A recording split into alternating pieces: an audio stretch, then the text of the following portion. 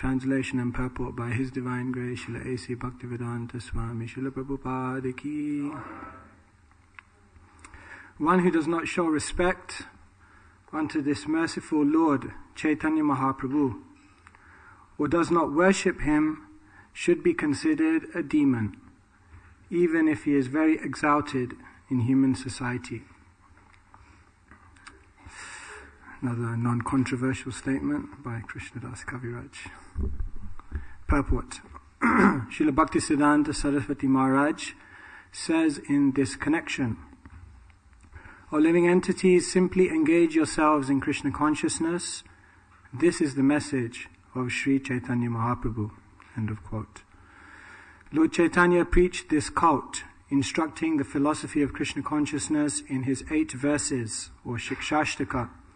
And he said, Iha hoite sarvasiddhi hoibe tomar. By chanting the Hare Krishna mantra, one will get all perfection in life.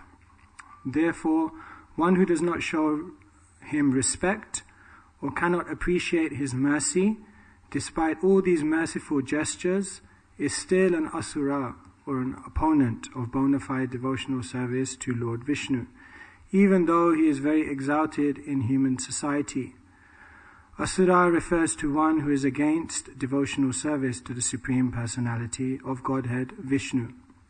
It should be noted that unless one worships Sri Chaitanya Mahaprabhu, it is useless to become a devotee of Krishna.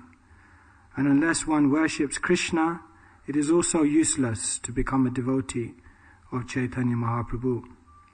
Thus, such devotional service is to be understood to be a product of Kali Yuga. Srila Bhaktisiddhanta Saraswati Thakur remarks in this connection that atheist martyrs or worshippers of the 5 kinds of demigods worship Lord Vishnu for a little satisfaction in material success, but have no respect for Sri Chaitanya Mahaprabhu. Thinking him to be one of the ordinary living entities, they discriminate between Gaurasunda and Sri Krishna. Such understanding is also demoniac and is against the conclusion of the Acharyas. Such a conclusion is a product of Kali Yuga. Om Ajnanatimirandhasya Jnananjana Shalakaya Chakshurunmilitam Jena Tasmai Shri Gurave Namaha Shri Chaitanya Manopishtam Stapitam Yena Bhutale Swayam Rupa Kadamaham Dadati Swapadantikam Vandeham Shri Guru Shri Juta Padakamalan Shri Gurun Vaishnavamscha Shri Rupam Sagrajatam Sahagana Raghunathanvitam Tam Sajivam Sadvaitam Savadutam Parichana Sahitam Krishna Chaitanya Devam Shri Radha Krishna Padan Sahagana Lalita Shri Vishakhanvitamscha Nama Om Vishnupadaya Krishna Presthaya Bhutale Shrimate Bhaktivedanta Swami Niti Namine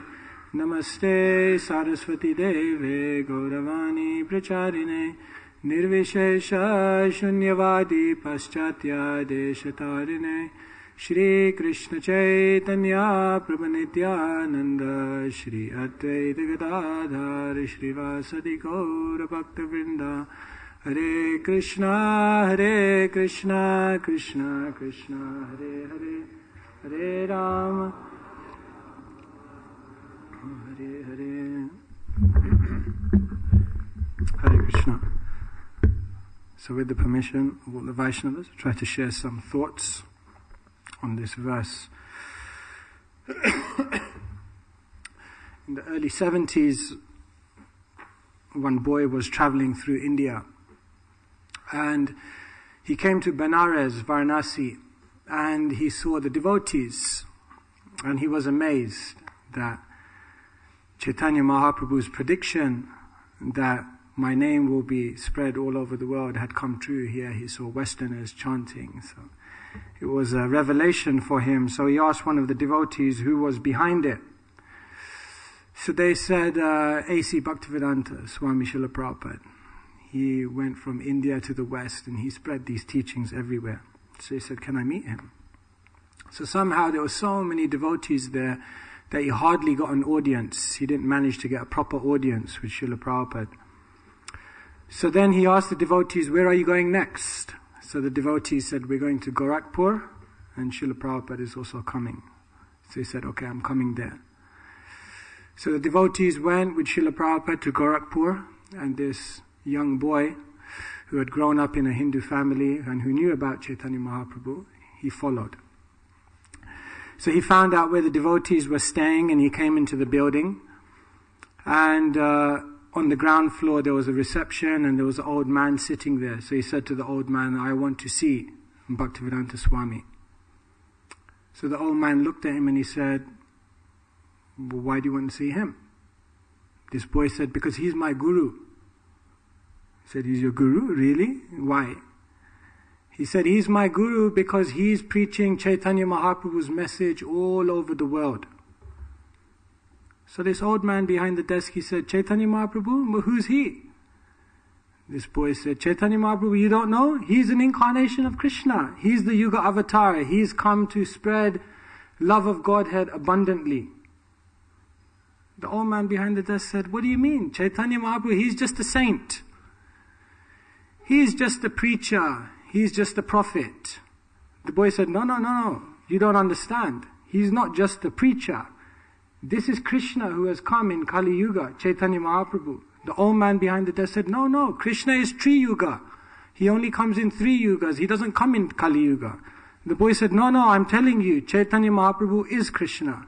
And like this, the argument was getting more and more heated till finally this young boy told the old man behind the reception, just shut your mouth. I'm telling you, Chaitanya Mahaprabhu is God. And when he raised his voice like this, all the devotees ran in. When all the devotees ran in, they all paid obeisances to the old man behind the desk. So now this young boy got bewildered. He doesn't even believe in Chaitanya Mahaprabhu. How is it that you're paying obeisances to him? And then the old man began laughing. And he told all the devotees, don't worry, relax, I have it under control. And then the boy realized this old man is Srila Prabhupada. And Prabhupada looked at the boy and said, very good. You have faith in Chaitanya Mahaprabhu. Not many people in this world have faith in Chaitanya Mahaprabhu. And Srila Prabhupada took him to the room. They had some conversations. Prabhupada eventually initiated him, and that devotee became Radha Govinda Maharaj. So his first encounter was to chastise Srila Prabhupada. But not many people in this world have that faith that Chaitanya Mahaprabhu is God, is Krishna. Even if you look in the encyclopedias or the books of the Indologists, then they will say Chaitanya was one of the famous Hindu preachers who spread the bhakti cult across India. Very few people understand him to be the Supreme Personality of Godhead. Of course, as Vaishnavas, when we go into the deeper Vaishnava understanding, then we realize that Chaitanya Mahaprabhu is not just a preacher. He's not just a prophet, but he is actually the Supreme Personality of Godhead who has come in Kali Yuga. But we know that Chaitanya Mahaprabhu is Channa avatar or Gupta avatar. He is covered, and therefore is not so easy for people to understand his divine ontological identity. Of course, Chaitanya Mahaprabhu had to come as a covered incarnation in order to fulfill his purposes. We know that his external purpose was to preach devotional service by practicing it himself. Therefore, he had to come as a devotee. And we know that his internal purpose was to relish the mood of Radharani, relish the mood of the devotees, and therefore he had to come as a devotee. So in order for Chaitanya Mahaprabhu to fulfill his purposes, he had to come as a covered Channa avatar. And therefore most people do not understand him to be the Supreme Person. Here in this verse, Krishnadas Kaviraj is saying, one who does not show respect unto this merciful Lord Chaitanya Mahaprabhu, or does not worship him, should be considered a demon. So this is like a heavy statement. maybe it requires some explanation and some exploration. Otherwise, we may be moving into the realms of being born-again Hare Krishnas. Rupa Vilas Prabhu a couple of weeks ago opened up a nice discussion about how to understand this statement of Kaviraj Goswami that anyone who doesn't accept Sri Chaitanya is a demon. Various points were discussed. Firstly, when Kaviraj Goswami says this, we can understand it to be exhibition of his incredible and profound devotion, his ecstatic realization and his ecstatic appreciation for Chaitanya Mahaprabhu. And therefore this is more like an exhibition of a devotee's internal appreciation. Another way we may see this statement, as Rupa Vilas Prabhu explained, is that Kaviraj Goswami has given so much evidence to prove that Chaitanya Mahaprabhu is God.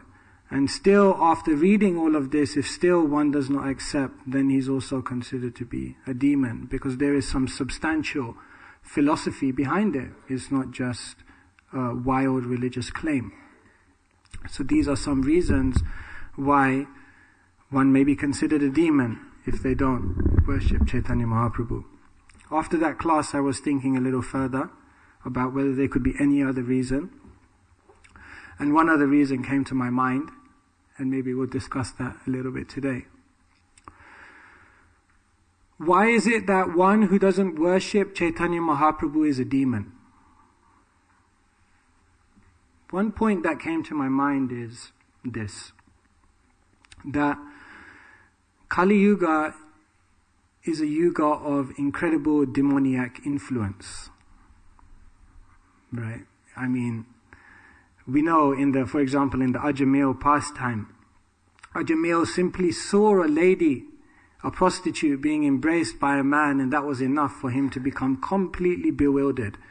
And in those purports, Srila Prabhupada writes that such a scene is a daily affair in the Western world. You go out onto the street and seeing, a man and a woman embrace and all kinds of provoking images is just part of the urban landscape, the urban scenery. Go on Saturday night Harinam with Govinda and Parashuram and the team, and you'll see a lot of, heavy things. So Kali Yuga is such an age in which the materialistic and demoniac influence is all around us, surrounding us, everywhere. And Kali Yuga is also a yuga in which the materialistic influence is also within our own bones. The living entity in Kali Yuga is struggling with weakness. We are so weak in this yuga when it comes to spiritual life. I often give the example that we all have 3 lives. One life is our private life, what we do by ourselves when no one else is around except Krishna in the heart. We have our private life, and then we have our personal life, which is our life with the close people around us. And then we have our public life, our life where we're in the spotlight, where anyone and everyone can see us.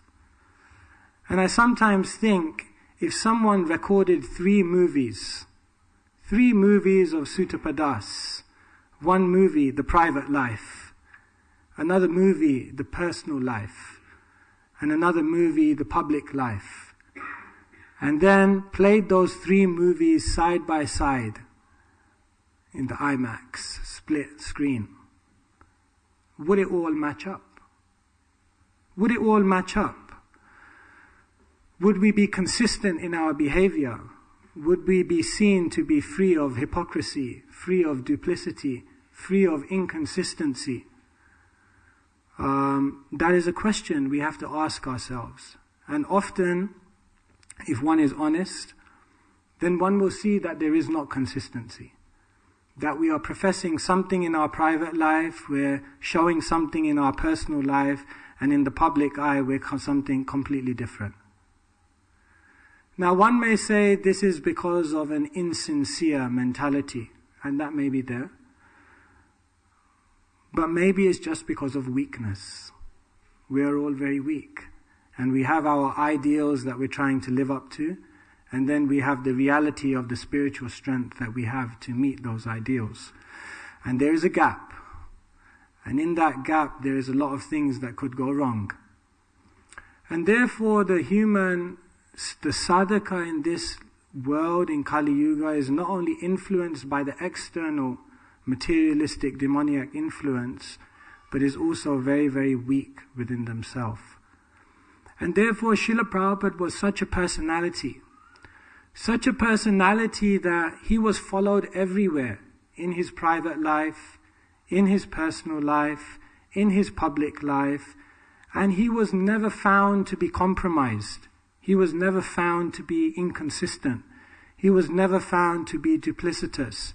No tinge of hypocrisy. Everywhere in Prabhupada's life, Krishna manifested. When he was alone and no one was around, he was there taking shelter of the holy name. When he was with his devotees in intimate surroundings, he would discuss and open his heart, and Krishna would come out. And when he would be in the public eye, in front of reporters, thousands of people, then he would only speak Krishna. Everywhere in Srila Prabhupada's life, Krishna came. Krishna was there.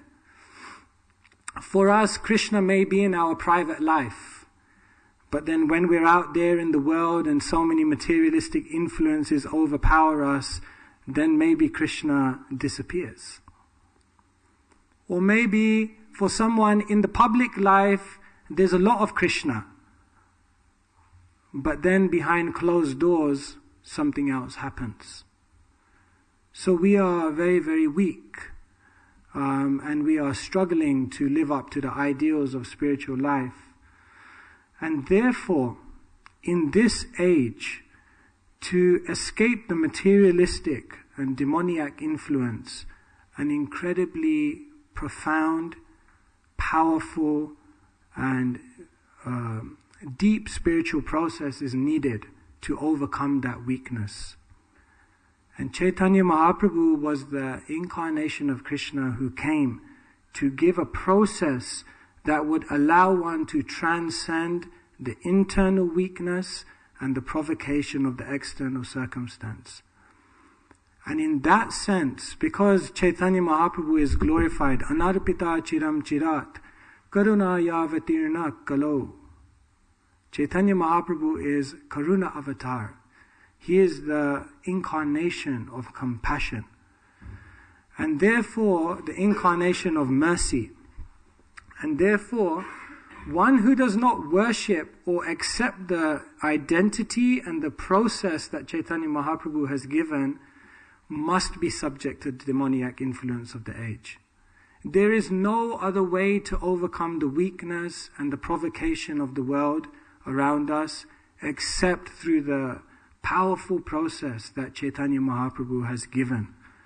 And in that sense, one can say that if one doesn't worship Chaitanya Mahaprabhu, they're a demon. Because they will be subjected to so much demoniac influence, and it will be very hard to conjure up the spiritual strength to ward off that material influence. Therefore, this mercy of Chaitanya Mahaprabhu is an incredibly profound offering in this Kali Yuga. Chaitanya Mahaprabhu is known as Karuna Avatar. It's interesting that the Acharyas make a distinction between Kripa and Karuna. Kripa and Karuna both mean mercy. But Chaitanya Mahaprabhu is known as Karuna Avatar, not Kripa Avatar. So the Acharyas make a distinction because they explain that Kripa is mercy that you have to ask for. So therefore we say, Gurudev Kripa Bindu Diya, oh spiritual master, give me a drop of mercy. Or we pray to Tulsi Maharani, Kripa Kori Korotare Brindavanabasi, that please bestow your mercy upon me and make me a resident of Vrindavan. So Kripa is mercy that you have to ask for. Karuna is mercy that comes even when you don't ask for it. That's Chaitanya Mahaprabhu. Patra patra vichar nahi, nahi stan stan, je jane payatane kare prema dhan. That the Panchatattva did not consider who was fit and who was unfit, who was qualified and who was not. Je jane payatane kare prema dhan. Whoever they met, they just gave the mercy. Boom, you're taking it. And therefore, Karuna Avatar, mercy that is coming even when we're not fully desirous to have it.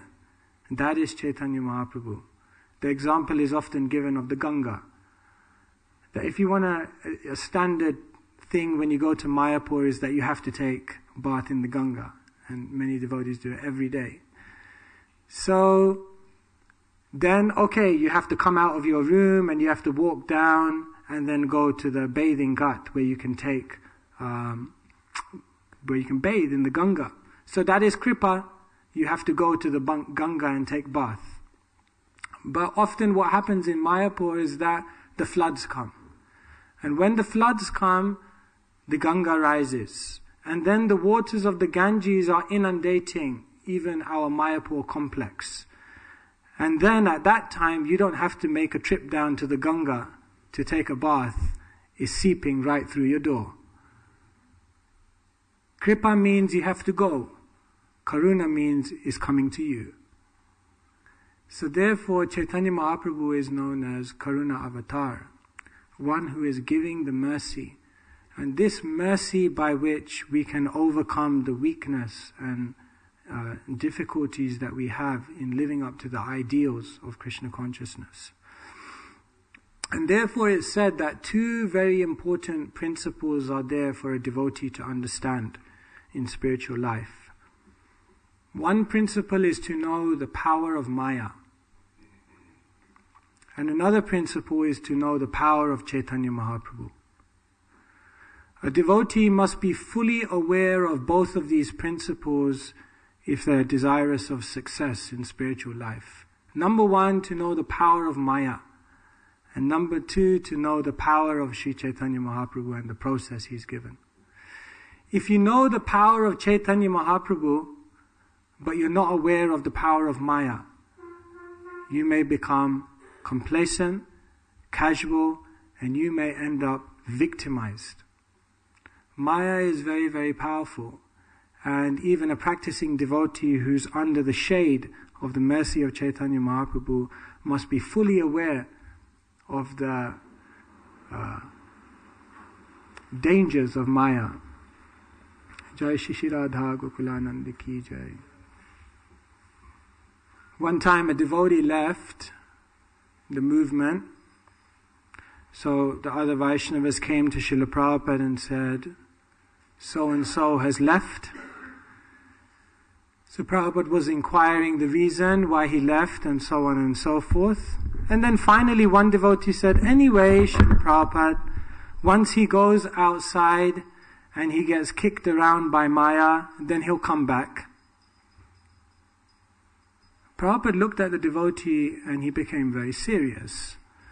And he said, just as there is no limit to the varieties of transcendental enjoyment in the spiritual world, similarly there is no limit to the endless varieties and multifarious ways in which Maya can bewilder you and kick you in this world. You think like, Hare Krishna. Prabhupada said there's no limit to Maya's tricks to keep one covered in this world. In another Bhagavatam purport, Prabhupada says, one should be fully aware of the ingenious, multifarious bewilderments of Maya. So one may think, I've seen it, I've done it all before, I've got the t-shirt, I've tried it all in the material world, and that phase of my life is over. But Maya is so powerful that she can again trick one to leave everything and go back to that which we had rejected. So Maya is very powerful and a devotee must understand this. Sanatana Goswami was such a devotee. He left his kingdom. He left all his money behind. He left his family. He left his social position. He even gave up his good health to run away and meet Chaitanya Mahaprabhu. And on the way, someone had gifted him a chadar. And when he came to Chaitanya Mahaprabhu just kept looking at the chadar. And then finally, Sanatana Goswami could understand that Chaitanya Mahaprabhu wasn't very impressed by the fact that he had this expensive chadar. So he gave it up. Now one will say, Sanatana Goswami, such a Vaishnava, he gave up his kingdom, he gave up his wealth, he gave up his family, he gave up his social position, he gave up even his good health. And all he's got is one chadar. And Chaitanya Mahaprabhu was displeased. Sanatana Goswami gave it away. He came back and Chaitanya Mahaprabhu began to smile. Chaitanya Mahaprabhu says, an expert physician removes the disease in such a way that there is no chance that that disease will again enter. You've given up everything, and now you're holding on to this one thing which again may compromise you. Why? Give it up. So Sanatana Goswami gave it up. Because Maya is such that give it an inch and she'll take a mile. It's like in planes.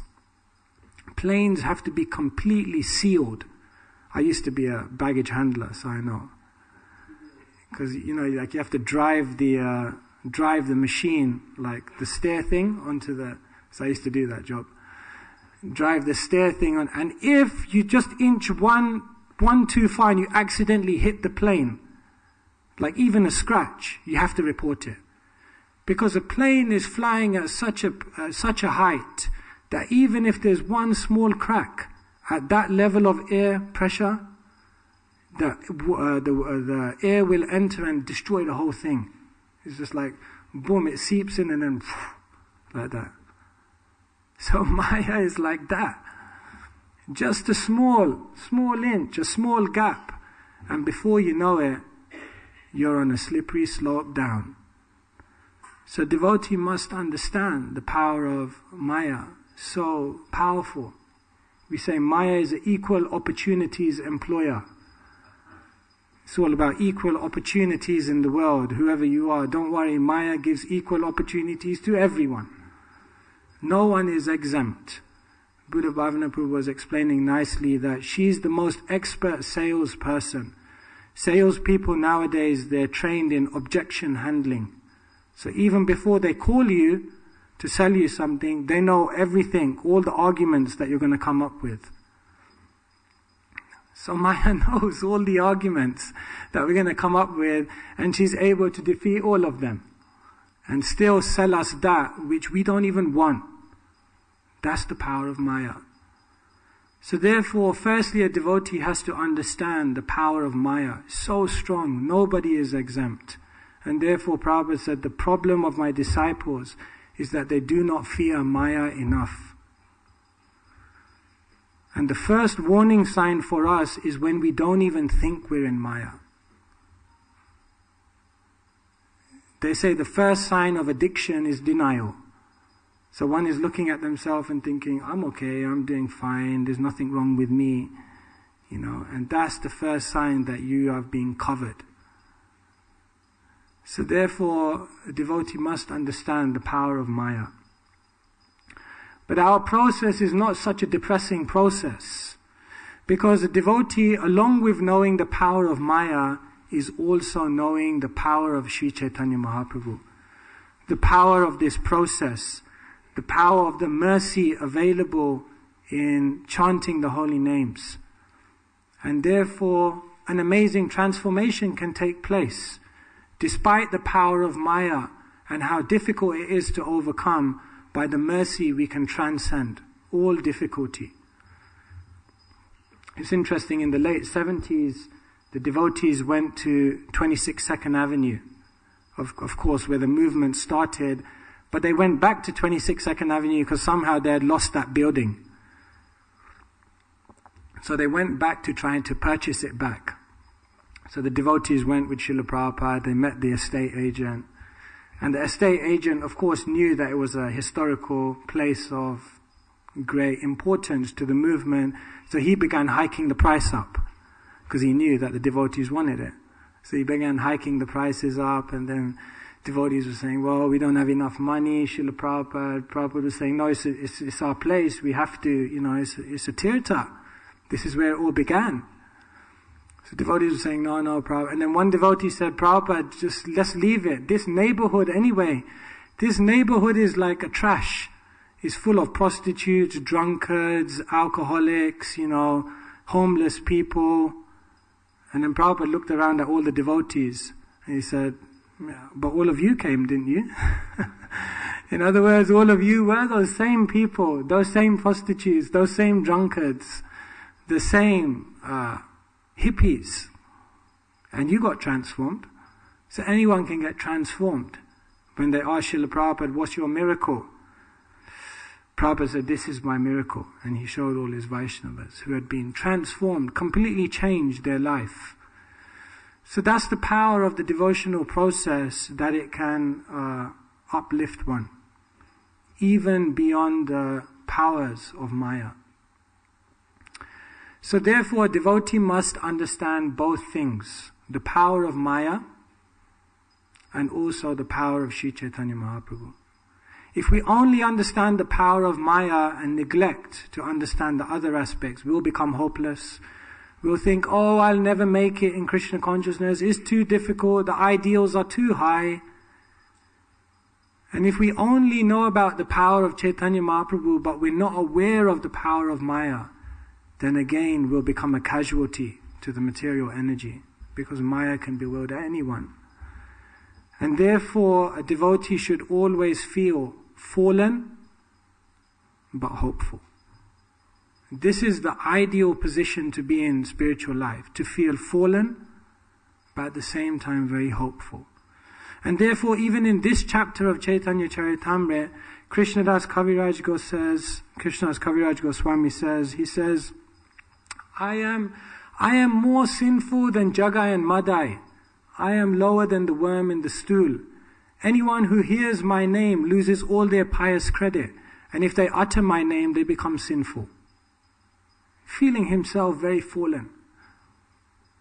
But then in the very next verse he says, but all glories to Nityananda Prabhu, by whose incredible mercy I have attained the shelter of Sri Radha Govinda. So this is the position of a devotee, to understand the power of Maya and the incredibly how we've been victimized and how we're in such a fallen state. But at the same time to understand the power of the process and the power of Sri Chaitanya Mahaprabhu. And therefore, to take advantage of the mercy of Chaitanya Mahaprabhu frees us from being a demon.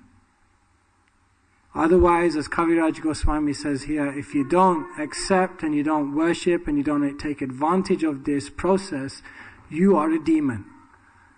And that's a fact. Because it's very difficult otherwise without this process. And therefore, we are trying to make a commitment to this process that Sri Chaitanya Mahaprabhu has given us. Bhaktisiddhanta Maharaj would say, often quite nonchalantly, you have given so many lives to Maya. Now just give one life to Krishna. Almost just one life to Krishna. You think like one life.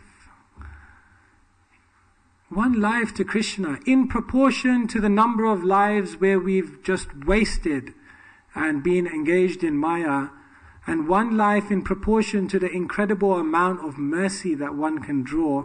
What's one life? Not much at all.